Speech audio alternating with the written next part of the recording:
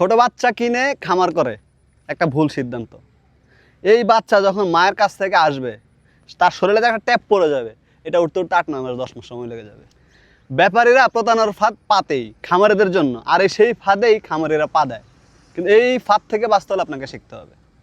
ছোট ছোট 15 দিন 1 মাস বয়সী বাচ্চাগুলো ব্যাপারীরা মা ছাড়া হাটে বিক্রি করে। এখানে একটা টুইস্ট আসলে যেটা অনেকেই ভুলটা করে, বা এই টুইস্টটা আজকে আমি আপনাদেরকে ভাঙিয়ে দিচ্ছি। দেখেন, এই যে ছোট ছোট বাচ্চাগুলো, সাপোজ গাভী আর বাচ্চা 2 লাখ টাকা, এই বাচ্চাটাই হাটে নিয়ে এসে তারা 50-60 হাজার টাকা সেল করে। আর হলিস্টাইন ফ্রিজিয়ান জাতের গাভীগুলো বাচ্চা ছাড়া অনায়াসে দুধ দেয়।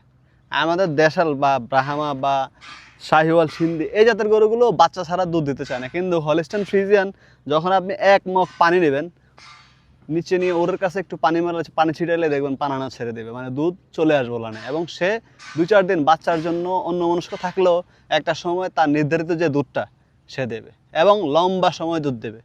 এই সুযোগটাই কাজে লাগায় ওই যে সেই বাটপার, যারা খামারিদের প্রতারণার যে কত প্রকার ফাঁদ তাদের কাছে আছে।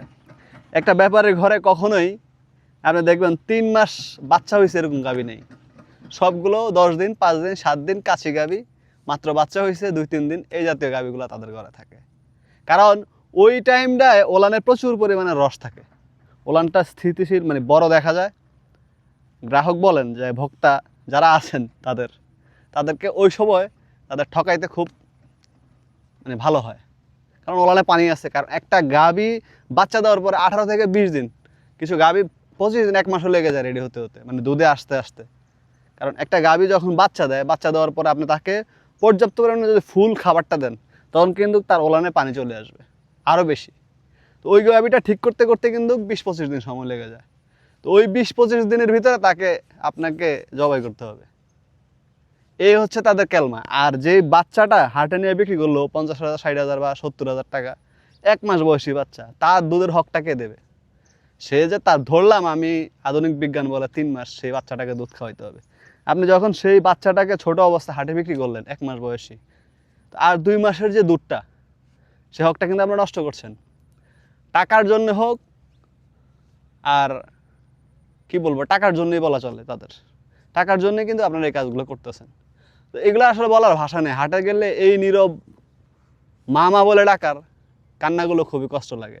এই যে জামালপুর, শেরপুর, নালিতাবাড়ি, এদিকে আমাদের চাঁদপুরের চণ্ডীমুড়ের হাটগুলোতে দেখলাম ছোট ছোট বাচ্চাগুলো, আমার বুকের ভিতরটা খুব মানে খারাপ লাগছে। এই জাতীয় বাচ্চাগুলো যখন হাটে মামা বলে ডাকে, কারণ বোবা প্রাণীর ভাষা কিছুটা হলেও তো বুঝি, যখন এই ভাষা ডাকে মামা বলে, তখন ভিতরটা খুবই কষ্ট লাগে। আরেকটা দেখেন বিষয়, তারা এই জাতীয় গাভীগুলোকে, মানে হলিস্টাইন ফ্রিজিয়ান যেগুলো দুধের গাভীন অবস্থায় সেল করবে। মানে ওইগুলো হয় 15 দিন পরে বাচ্চা দিবে, না হয় 20 দিন পরে বাচ্চা দিবে, 1 মাস আগে বাচ্চা দিবে। আর তোর 8 মাসের পরে বেচতে হবে কেন?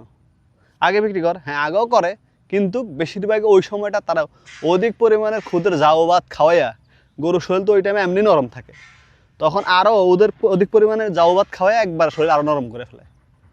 তখন থলে দেখা যায় আপনার সামনে যখন হাটে র্যাপশোর মতো হেলা দুইলা, আপনি তো তখন মানে এমনিতেই দাম 50,000 টাকা বেশি।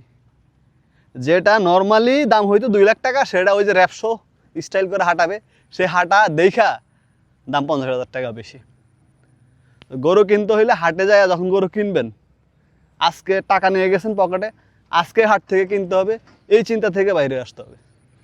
আগে আপনার যে গরুটা, কাঙ্ক্ষিত গরুটাকে নির্বাচন করেন, সেটাকে একটা দাম দেন, দিয়েও সম্পূর্ণ হাট ভিজিট করেন। যদি আরেকটা পান, তাকে একটা দাম দেন, কিন্তু এটাই কিনতে হবে বা ওটাই কিনতে হবে বিষয়টা এমন না। ব্যাপারীদের সাথে আপনাকে আরও চালাক হইতে হবে, যদিও এটা সম্ভব না, কারণ আপনি যেই পোশাকে যান, যেই বেশভূষায় যান, তারা ভাষা দেখলে বুঝে ফেলে যে আমি কাকে পটাইতে পারবো, কার কাছ থেকে আমি টাকা খসাইতে পারবো। তাদের কোড আছে, অমুক কোড তমুক কোডে তারা ডাক দেবে। ব্যাপারে কিন্তু সিন্ডিকেট হয়ে যায়, যেটা সাধারণ ক্রেতা বা যারা গ্রাহক আছেন গরু কিনতে যান, তারা এই বিষয়টা বুঝতে একটু সময় লেগে যায়। তো এই সেক্টরে আপনাকে রান করতে হলে অবশ্যই কেনা বেচা এই দুইটা এস্টাবলিশ হইতে, মানে শক্তিশালী হইতে হবে। আপনি যদি এই সেক্টরে এস্টাবলিশ হইতে পারেন, শক্তিশালী হইতে পারেন, আপনিও ঠকবেন, কিন্তু নামমাত্রায়। যে ঠকা আপনি জানতেছেন যে অমুক জনে 500 1000 টাকা 2000 টাকা বেশি নিতেছে, এরকম টাকা ঠকবেন।